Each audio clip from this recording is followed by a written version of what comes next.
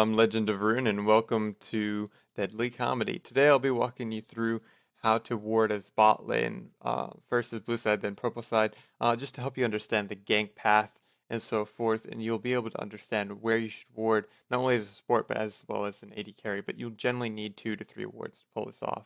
The red lines represent all the different ways that you can get ganked as blue side.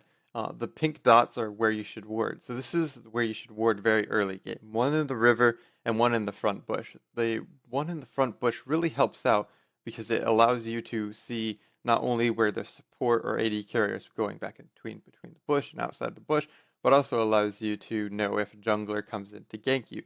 The one in the river bush just gives you more vision because it's unlikely for the other jungle to come through your red buff area early on in the game. Once you back and you get Sightstone or more wards, you're going to want to proceed toward a little bit more advanced. So now you can see these more advanced wards. So the pathing for the ganks stays the same, but you're going to ward right behind red buff and closer to Dragon Pit. This allows that there's absolutely no way that someone can get to your lane without using some type of teleportation spell to get behind you, because the ward behind red makes it so that entrance to jungle is completely negated, as well as the ward next to dragon means that there's no way to get through river to get to your red side jungle, and then you have that ward up behind the bush, or in the bush rather, that allows the jungler to not be able to lane gank you. So as blue side, you have a little bit more variance on where you're able to ward. You can, instead of warding as the last slide showed, you can ward in the death bush and on the other side near blue buff. This allows that no ganks can get to your lane just the same, but you get more vision on where the jungler is based on if he's doing blue or Gromp. So this is another tactic if you feel like you want to see more of where the jungler is versus just not getting ganked.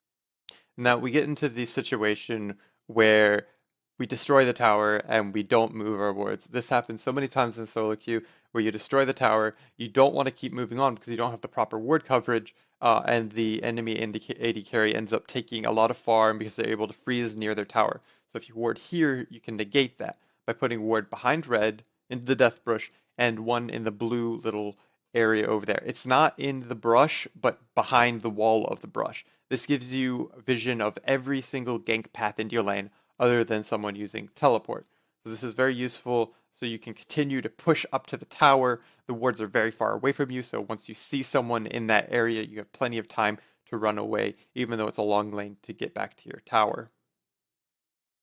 Alright, now moving on to purple side. Again, you want to ward the furthest bush, and then river on your first rotation. This allows less gank pressure, but you still will have the timeouts of your wards, so just be careful when those time out, but these are the places you want to ward early on: the bush and, again, the river.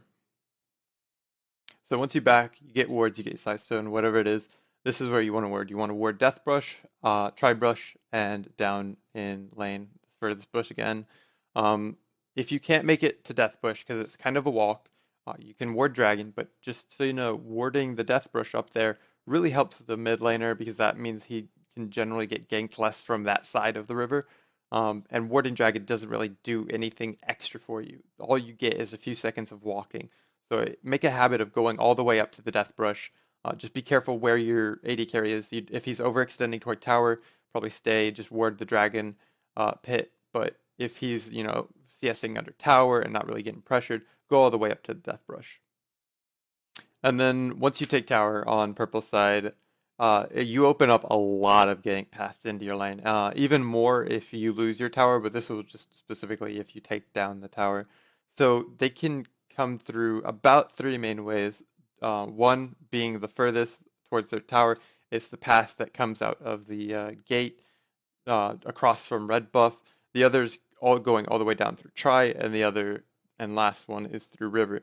So if you put your wards where the pink dots are on this map, you negate all of their gank paths. Every single one of them, without a teleport or some kind of maneuverability ability to get around these, some kind of stealth, it's impossible to move to you. So you're allowed to push up to the tower. So these are across from red, behind red, and in the death brush. There's absolutely no way to get around these wards.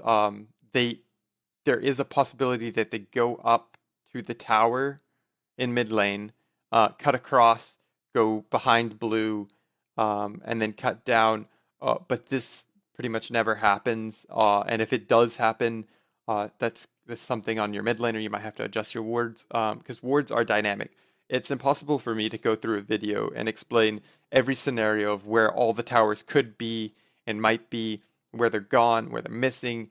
So these are just some suggestions. When you're in game, you got to decide what you need vision for, and these are specifically for in lane. I'll come out with another video explaining where you should ward if you're looking for dragon pressure and so forth. But these wards will help you while in lane and will help you get to the next tower, not necessarily help you fight for objectives. So if you like content like this and you want to see those other videos, please like and subscribe and have a nice day. And